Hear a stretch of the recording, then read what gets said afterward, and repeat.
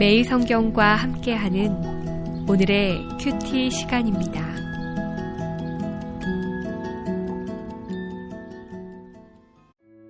(8월 13일) 오늘의 말씀은 에스겔 21장 1절에서 17절입니다.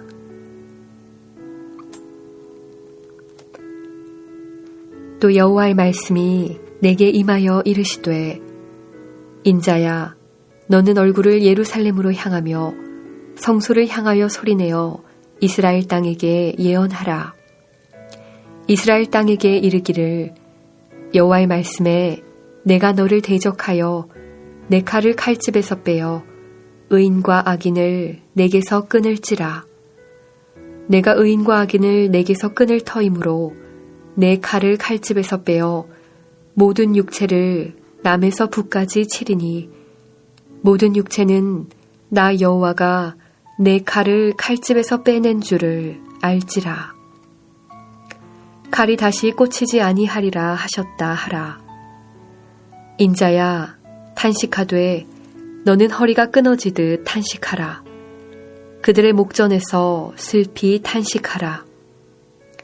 그들이 내게 묻기를 내가 어찌하여 탄식하느냐 하거든 대답하기를 재앙이 다가온다는 소문 때문이니 각 마음이 녹으며 모든 손이 약하여지며 각 영이 쇠하며 모든 무릎이 물과 같이 약해지리라. 보라, 재앙이 오나니 반드시 이루어지리라. 주 여호와의 말씀이니라 하라. 여호와의 말씀이 또 내게 임하여 이르시되, 인자야, 너는 예언하여 여호와의 말씀을 이같이 말하라. 칼이여 칼이여 날카롭고도 빛나도다. 그 칼이 날카로움은 죽임을 위함이요 빛남은 번개같이 되기 위함이니 우리가 즐거워하겠느냐. 내 아들의 규가 모든 나무를 업신여기는도다. 그 칼을 손에 잡아 쓸만하도록 빛나게 하되 죽이는 자의 손에 넘기기 위하여 날카롭고도 빛나게 하였도다 하셨다 하라. 인자야, 너는 부르짖어 슬피 울지어다. 이것이 내 백성에게 임하며 이스라엘 모든 고관에게 임함이로다. 그들과 내 백성이 함께 칼에 넘긴 바 되었으니 너는 내 넓적다리를 칠지어다. 이것이 시험이라. 만일 업신여기는 규가 없어지면 어찌할까? 주 여호와의 말씀이니라. 그러므로 인자야, 너는 예언하며 손뼉을 쳐서 칼로 2-3번 거듭 쓰이게 하라. 이 칼은 죽이는 칼이라. 사람들을 둘러싸고 죽이는 큰 칼이로다. 내가 그들이 낙담하여 많이 엎드러지게 하려고 그 모든 성문을 향하여 번쩍번쩍하는 칼을 세워놓았도다. 오호라, 그 칼이 번개 같고 죽이기 위하여 날카로웠도다. 칼아 모이라. 오른쪽을 치라. 대열을 맞추라. 왼쪽을 치라. 향한 대로 가라. 나도 내 손뼉을 치며 내 분노를 다 풀리로다. 나 여호와가 말하였노라. 8월 13일 화요일 아침입니다. 오늘 하루도 주 안에서 행복한 날 되시길 소망합니다. 오늘 본문은 어제 말씀인 에스겔 20장 45절에서 49절의 불의 심판과 연결되고 있는 말씀입니다. 하나님께서 남방 곧 유다와 예루살렘의 불의 심판을 예고하신 후 칼의 심판을 선언하시는 말씀인데 그 심판의 구체적인 내용이 언급되고 있음을 보여줍니다. 단락을 구분하여 잠시 살펴본다면 1절에서 2절은 심판 선언의 명령을, 3절에서 5절은 칼의 심판을, 6절에서 7절은 선지자의 탄식을, 8절에서 17절은 칼의 노래에 대해 말씀합니다. 먼저 1, 2절을 보시면 하나님의 심판 선언이 예루살렘과 성소 곧 이스라엘 전체를 향하고 있음을 보여줍니다. 하나님의 성과 그 땅, 그 백성이 하나님의 심판의 제거의 대상이 되고 있음을 말씀합니다. 그것은 그들이 하나님 앞에서 영적으로 교만할 뿐 아니라 하나님이 아닌 그릇된 우상에 사로잡혀 있기 때문입니다. 영적으로 교만했던 예루살렘과 우상으로 더럽혀진 성소, 그리고 그 땅이 드디어 하나님의 칼 앞에 놓여지게 된 것입니다. 진멸의 대상이 되고 만 것입니다. 3절에서 7절은 하나님께서 칼을 칼집에서 빼어 그 땅의 사람 곧 남에서 북까지 의인과 악인을 가리지 않고 그들을 향해 심판을 행하실 것을 말씀합니다. 악인뿐만 아니라 의인들도 하나님의 심판에서 제외될 수 없음을 말씀합니다. 하나님의 백성들은 하나님 앞에서 단독자로 서 있지만 동시에 공동체의 일원으로 존재하고 있기 때문입니다.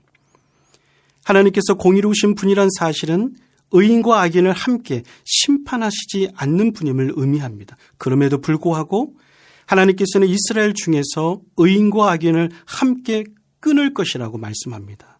그 이유는 이스라엘은 언약적인 관점에서 각각의 개인이 개별적으로 하나님과 언약을 맺지 않고 공동체 전체와 언약을 맺어 그분의 백성이 되었기 때문에 이스라엘은 언약 백성으로서 서로에 대한 책임을 마땅히 져야 되는 사명이 있었기 때문입니다.